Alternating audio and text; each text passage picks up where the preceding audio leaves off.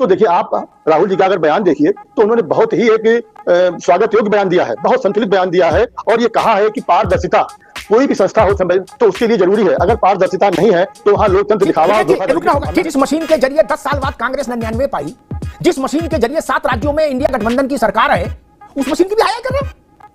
जब 44 आई थी तब हाया करना समझ में आता है। वो रिलेट कर रहे हैं कि ज्यादा सीटें आ गई तब आप ईवीएम पे दिन बाद कम सीटें आ गई तब आपको बोलना चाहिए था। ये सीटों से ईवीएम की क्रेडिबिलिटी का कोई ताल्लुकात नहीं। बात सिर्फ है क्रेडिबिलिटी और ट्रांसपेरेंसी। बड़ी सावधानी से खतरनाक खेल खेला जा रहा है, बड़ी मासूमियत के साथ।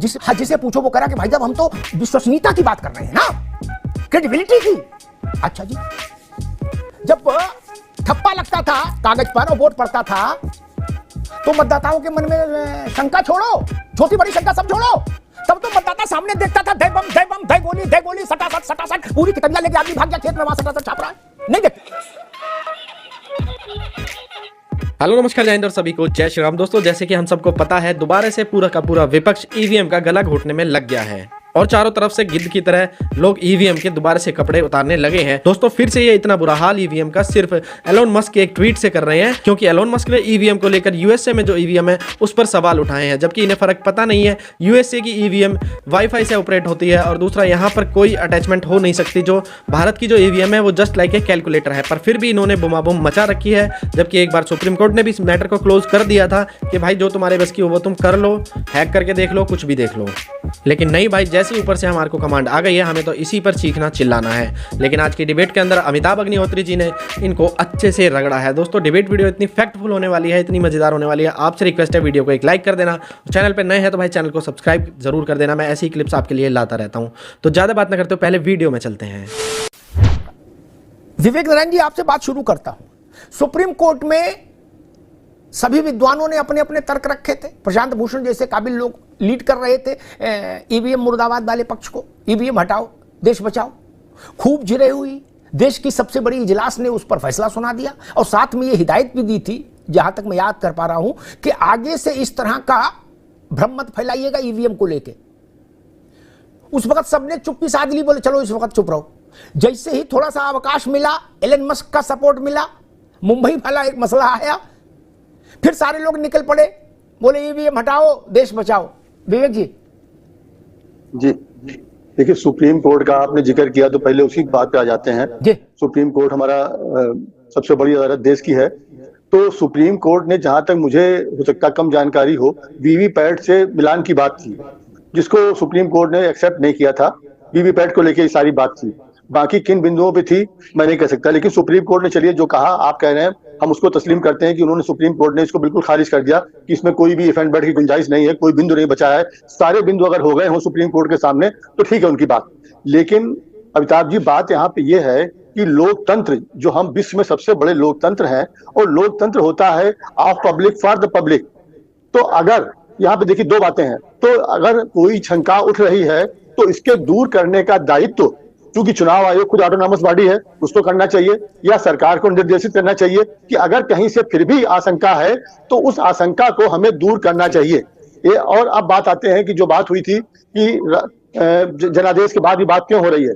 तो देखिए, आप राहुल जी का अगर बयान देखिए तो उन्होंने बहुत ही एक स्वागत योग्य बयान दिया है, बहुत संतुलित बयान दिया है और ये कहा है कि पारदर्शिता कोई भी संस्था हो तो उसके लिए जरूरी है। अगर पारदर्शिता नहीं है तो वहां लोकतंत्र दिखावा रुकना होगा। ठीक, राहुल जी का बयान आप तो अच्छा कहोगे। अरविंद जयतिलक जी भी हमारे साथ जुड़ गए हैं, राजनीतिक विश्लेषक। अरविंद जी का भी स्वागत है। लेकिन मैं एक बात कहता हूं, जिस मशीन से राहुल जी 2 जगह से जीते, जिस मशीन के जरिए 10 साल बाद कांग्रेस 99 पाई, जिस मशीन के जरिए 7 राज्यों में इंडिया गठबंधन की सरकार है, उस मशीन की भी हाया कर रहे हो। जब 44 आई थी तब हाया करना समझ में आता है, अब तो 99 आ गई। एक मिनट विवेक जी, अब दोबारा नहीं, जब दोबारा में अवसर आएगा तब, अभी बीच में नहीं। तब आपको, अच्छा मान लीजिए आपको इतना ही विषय था तो 4 तारीख को दोपहर में 12 बजे से मंत्र जाप शुरू होना चाहिए था। ईवीएम हाय हाय नहीं, राहुल जी को, अखिलेश जी को ऐसे सदे ट्वीट 4 तारीख को, तब तो मन में लड्डू फूट रहे थे कि गुरु चुप्पे रहो, चुप्पे, हो सकता है अपनी सरकार बन जाए, मामला आ गया है क्या, ये तो लड्डू फूट रहे थे। बोले ईवीएम ओके है, don't worry, EVM is okay, सरकार बन रही, चुप रहो। नहीं, उस वक्त अगर सपा कोई कार्यकर्ता कहता भी तो अशोक जी उसको डांट देते, चुप, इस वक्त ईवीएम पवित्र है, सरकार बनने जा रही है, बौड़ो मो क्या? ऐसी बातें हम लोग तब कहेंगे जब सरकार ना बने। लो भैया सवाल है कि आप जिस चीज को रिलेट कर रहे हैं कि ज्यादा सीटें आ गई तब आप ईवीएम पे इतना दिन बाद, कम सीटें आ गई तब आपको बोलना चाहिए था, ये सीटों से ईवीएम की क्रेडिबिलिटी का उसका कोई ताल्लुकात नहीं। बात सिर्फ है क्रेडिबिलिटी और ट्रांसपेरेंसी। और जो जहां तक मुझे याद है अमिताभ जी, यूनाइटेड स्टेट में 1892 में ईवीएम का इजाद हुआ था और उसके बाद वहां पे बंद भी हो गया। हिंदुस्तान में तो हमें लगता है 1982 में केरला में शुरू हुई थी और 2004 में आम चुनाव में शुरू हुआ था, तो कांग्रेस की रिजीम थी। लेकिन 2004 के बाद 2009 में आप देखेंगे कि एल.के. अडवाणी साहब एक प्रस्तावना लिखते हैं जीवीएल नरसिम्हा राव की एक बुक में, और उसमें बहुत लंबा चौड़ा लेख जीवीएल नरसिम्हा राव जी ने लिखा था, जो भारतीय जनता पार्टी के बड़े नेता थे, और उसका शीर्षक था democracy at risk, can we trust on our EVM, ये उनका शीर्षक था। तो देखिए, ऐसा नहीं है कि विपक्ष की सरकार ही इसमें सवाल, सॉरी विपक्ष के लोग ही इसमें सवाल उठाते हैं। सवाल तो भारतीय जनता पार्टी भी ईवीएम पे पूरा किताब लिख दी, रामायण लिख दी ईवीएम पे। तो देखिए, सवाल आज भी है ट्रांसपेरेंसी और क्रेडिबिलिटी का। हमारे राष्ट्रीय अध्यक्ष जी ने कहा कि जिस व्यवस्था में अगर मतदाताओं के मन में जरा भी शंका हो रही है, उस व्यवस्था के बारे में सरकार को सोचना चाहिए। माननीय सुप्रीम कोर्ट में जब याचिका लगाई गई थी, अमिताभ जी आपको याद होगा, तो उसमें बस 10 सेकंड की वीवीपैट का जो मिलान हो जाए। ठीक है, अभी रुक जाओ, आते हैं, दोबारा से आते हैं। बड़ी सावधानी से खतरनाक खेल खेला जा रहा है, बड़ी मासूमियत के साथ। जिससे प्रशांत पटेल आपके पास आ रहा हूं, फिर अरविंद जी के पास जाऊंगा। हाँ, जिसे पूछो वो करा कि भाई साहब हम तो विश्वसनीयता की बात कर रहे हैं ना, क्रेडिबिलिटी की। अच्छा जी, जब ठप्पा लगता था कागज पर और वोट पड़ता था तो मतदाताओं के मन में शंका छोड़ो, छोटी बड़ी शंका सब छोड़ो, तब तो मतदाता सामने देखता था, दे बम दे बम, दे गोली, सटासट सटासट, पूरी किताबियां लेके आदमी भाग गया खेत में, वहां सटासट छाप रहा है। नहीं देखते थे क्या? आपने ना देखा हो, विवेक जी ने, अशोक जी ने, ये प्रशांत ने, मैंने तो देखा है। कहीं 5 मारे, कहीं 6 मरे, कहीं 2 मरे, कहीं 4 मरे, रिटर्निंग ऑफिसर रेल दिया, कहीं पूछा अधिकारी मारा गया छीना झपटी में। तो वो जनता के भीतर भरोसा पैदा हो रहा था, पारदर्शी था, अच्छा हो रहा था ना। एक सीट से 16 बार चुनाव हुआ, 13 बार बाप बेटे जीत गए। क्यों? बोले ठप्पा चल रहा था, बोले चिंता ही न करो, अपन है, वो अच्छा था। अब कह रहे राहुल जी, अखिलेश जी, स्टालिन जी, ममता जी, सबने ये कहा कि पारदर्शिता और विश्वास का सवाल है। तो विश्वास का सवाल तब क्यों नहीं उठाया जब एटा, इटावा, मैनपुरी, फरुखाबाद में गोली चले बिना चुनाव नहीं होता था? अशोक जी, कौन जीता कौन हारा, इससे पहले 5-7 का मरना लाजमी था, विवेक जी भी जानते हैं। मैं नामों के उल्लेख में नहीं पढ़ रहा। खैर, प्रशांत पटेल जी, देश इंतजार कर रहा था कि 4 तारीख को 2 बजे तक तो शुरू हो ही जाएगा ये पाठ, लेकिन हुआ नहीं। फिर 2-4-6 दिन बीत गए, फिर हफ्ता 2 हफ्ता बीत गया, हुआ नहीं। तो हम लोग भी थोड़ा सा चिंतित थे कि अचानक ईवीएम पवित्र कैसे हो गई।